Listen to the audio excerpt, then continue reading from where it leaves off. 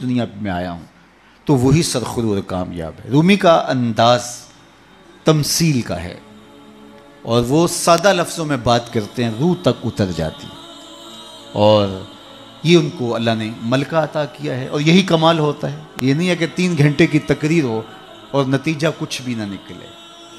بات یہ ہے کہ آپ بات کریں لیکن بات روح میں کھبتی چلی جائے، لہو خورشید کا ٹپکے اگر ذرے کا جگر چیرے۔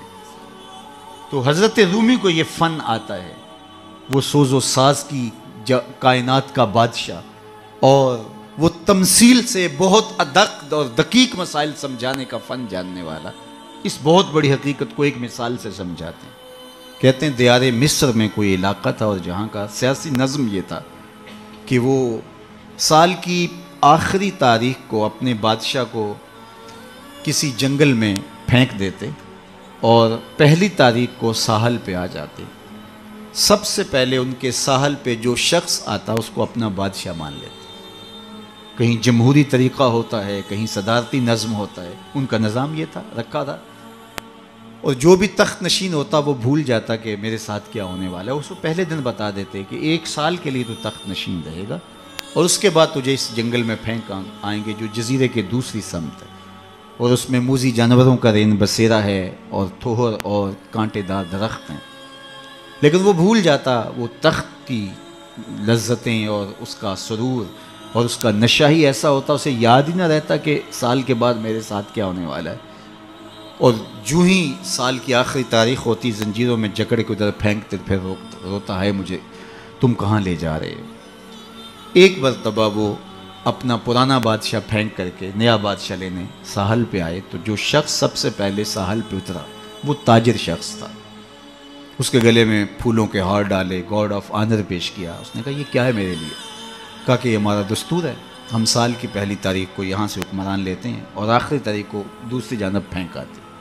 اس نے کہا اتنا بھیانک انجام ہے تو میں تمہارا بادشاہ بننے کے لیے تیار نہیں۔ اس نے کہا تو چاہے نہ چاہے باندھ کے بھی تخت پہ بٹھانا پڑا، یہ ہمارا ضابطہ ہے۔ عجیب کہانی۔ اس نے کہا میں تو تاجرانہ غرض سے آیا ہوں، میں تو کوئی امور سلطنت اور سیاست سے آگاہ ہی نہیں ہوں۔ اس نے کہا ہمارے بندے لگے قوانین ہیں، اس کے ساتھ آپ نے کام کرنا ہوگا، اور اس نے کہا ہر صورت میں جو ہے وہ تجھے یہ کرنا پڑے گا۔ پھنس گیا۔ اس نے کہا اچھا مجھے یہ بتاؤ کہ سال بھر میری بات تو مانو گے؟ انہوں نے کہا ہاں آپ حکمران ہیں لیکن آپ قوانین میں تحریف نہیں کر سکتے، ترمیم نہیں کر سکتے، تبدیلی نہیں کر سکتے، البتہ آپ کے انتظامی امور ماننے کے لیے ہم پابند ہیں۔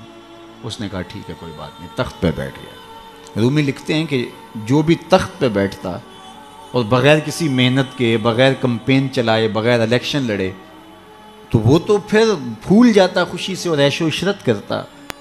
لیکن یہ پہلا شخص تھا جب تخت نشین ہوا تو اس نے کہا بلدیہ کے ملازمین بلائے جائیں۔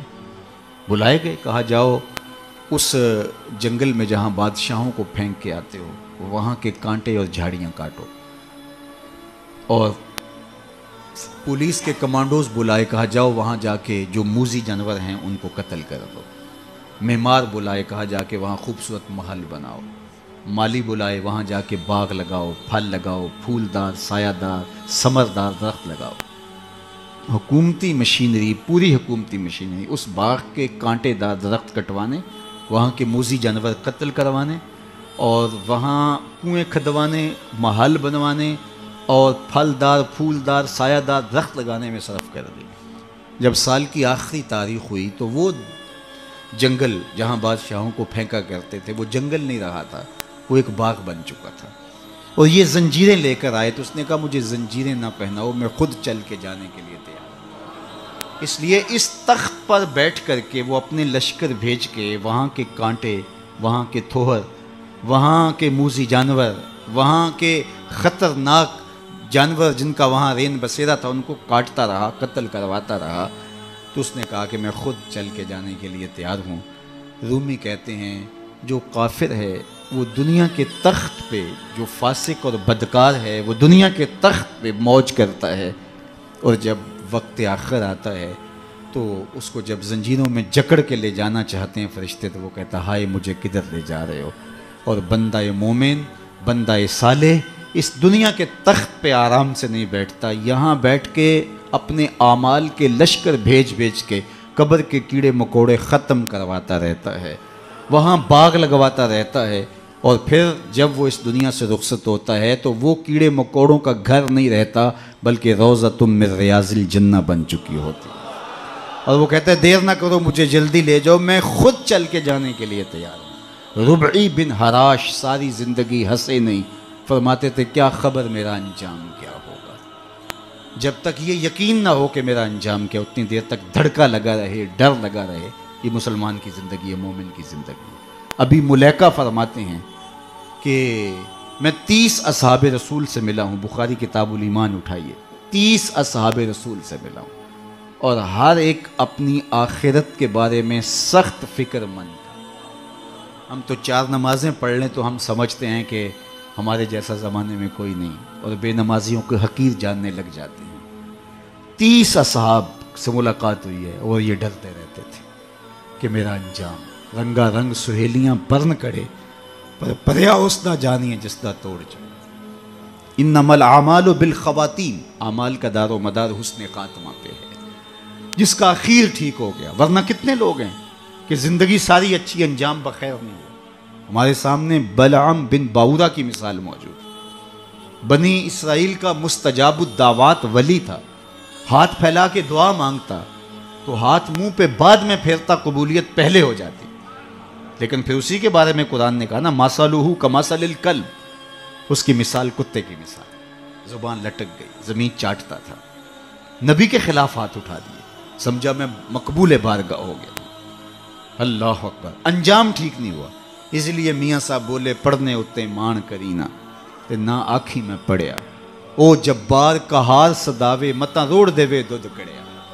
جب تک انجام بخیر نہ ہو، بایزید بستامی سے ایک بڑھیا نے کہا تھا کہ میرے گدھے کی 2 مچھی ہے یا آپ کی داڑھی اچھی ہے؟ کہا فی الحال نہیں بتا سکتا، یہ تو مرنے کے بعد ہی بتا سکتا ہوں۔ تو جب تک انجام بخیر نہ ہو، اللہ سے دعا مانگے کہ اللہ خاتمہ ایمان پہ کرے، ساری زندگی دین کی راہوں کے مسافر رہیں، اور جب سانس ٹوٹ رہی ہو محمد عربی کا کلمہ زبان پہ جاری، آخری قول کلمہ طیبہ کا ہو ہمارے لبوں کے اوپر۔ ربی بن حراش ساری زندگی مسکرائے نہیں، فرماتے تھے کیا خبر انجام کیا ہوگا۔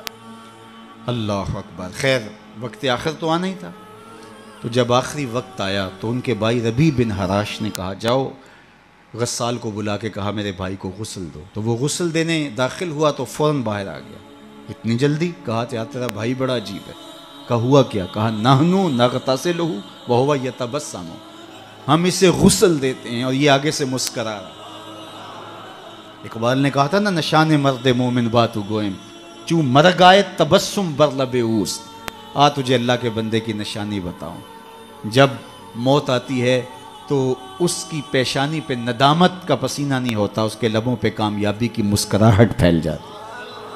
کہا یا تیرا بھائی بڑا عجیب ہے، نحنو نغتسلہ وہو یتبسم، ہم اسے غسل دیتے ہیں وہ آگے سے مسکراتا ہے۔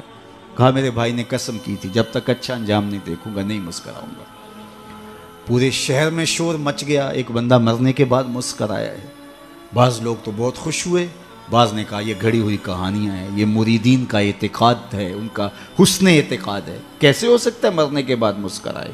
ایک بہت بڑا ہجوم جمع ہو گیا حضرت کی زیارت کے لیے، بعض لوگ تیکھے سوال لیے، بعض محض تماشائی، بعض سیدھا سیدھا انکار کر رہے ہیں، پورا بصرہ امڈ آیا۔ اتنے میں انہیں غسل دے کے چارپائی پہ ڈال کے کفن بھی ڈال دیا گیا تھا۔ جب لوگ گھر میں داخل ہوئے تو قبل اس سے کہ وہ سوال کرتے، امام ابو نعیم نے حلیہ میں لکھا، قاضی ایاز مالکی اندلسی نے الشفاء کے اندر لکھا، اور اس کو امام سہیلی نے روض الانف میں لکھا، اور بھی بہت سارے لوگوں نے لکھا۔ جب لوگ داخل ہوئے اور تیکھے تیکھے سوال تھے کہ یہ پوچھیں گے، یہ بات کریں گے، کیسے مسکرائے، سچ ہے، غلط ہے، جھوٹ ہے، اور یہ چارپائی پہ ڈالے جا چکے تھے، کفن اڑا دیا گیا تھا۔ جب لوگ داخل ہوئے تو انہوں نے کفن ہٹایا، ہاتھ باہر نکالا اور لوگوں سے مخاطبت کرتے ہوئے کہا السلام علیکم۔ لوگ حیرت میں ڈوب گئے، وعلیکم السلام اتتکلم بعد الموت، عجیب بات ہے مرنے کے بعد باتیں کر رہے ہو؟ قال نعم اتکلم بعد الموت، ہاں ہاں مرنے کے بعد باتیں کر رہا ہوں۔ عرش فرش تے بانگاں ملیاں تے مکے پہ گیا شور، بلے شاہ سا مرنا نہ ہی تے گور پیا کوئی ہو فلا نحیینہ حیاتاً طیبہ. اور اقبال کہتا ہے فطرت ہستی شہید آرزو رہتی نہ ہو، خوب تر پیکر کی اس کو جستجو رہتی نہ ہو. موت کو سمجھا ہے غافل اختتام زندگی، یہ ہے شام زندگی صبح دو